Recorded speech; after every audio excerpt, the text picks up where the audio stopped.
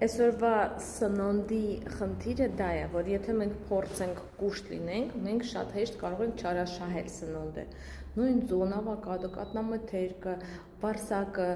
ամեն ինչ ունի շատ սենց երկու կողմ ունի։ Մի կողմից մենք փորձում ենք լրացնել սպիտակուցները եւ վիտամինները եւ կուշտ լինենք, մյուս կողմից էլ եթե տենց ենք անում, չաղանում։ Դրա համար գոյություն ունի սնունդ, որը ունի շատ քիչ կալորիականություն, բայց շատ հագեցնող է։ Այդ սնունդը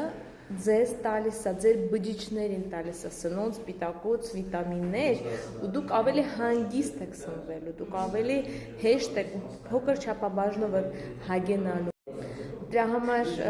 ինչ է պետք անել, գրում եք ինձ անձնական նամակ, ես ձեզ ծանոթացնում եմ ծրագրերի հետ, մթերքների հետ, եւ եթե դուք սկսեք ուղղակի միայն նախաճաշը փոխել,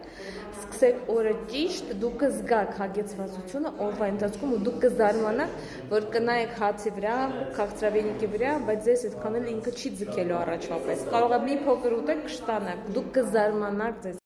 Դրա համար մեզ մոտ նիհարում են ոչ թե այստեղ մեծ կամքի ուժ է պետք, հա, կամքի ուժը պետք է,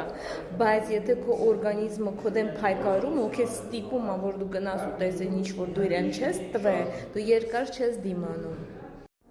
Եվ իրականում օրգանիզմը խելաց է, ինքը գոյատևելու խնդիր ունի, ինքը ձեզ ստիպում է, որ դու գնաք ուտեք, որովհետև ինքը սոված է, բջիջները սոված է, ձեր օրգանիզմը սոված է, եւ խնդիրը հագենալ, հագեցնել օրգանիզմը, մեր ստանալ անհրաժեշտ սննդարար նյութեր, բայց չարաշահել կալորիաներ։ Մենք կարող ենք ստեղծել կալորիաների դեֆիցիտ առանց սովի զգացողության։ Արդեն 45 տարի ամբողջ աշխարհում մարդիկ ստանում են լավ արդյունք։ Ես ինքս 15 տարի այս ծրագրում եմ եւ սնվում եմ եւ օգնում եմ մարդկանց եւ իհարկե մոտ ուզում ես նիհարել հարցրա ինձ ինչպես եւ դա աշխատում է երաշխավորած Ուղղակի դու պետք է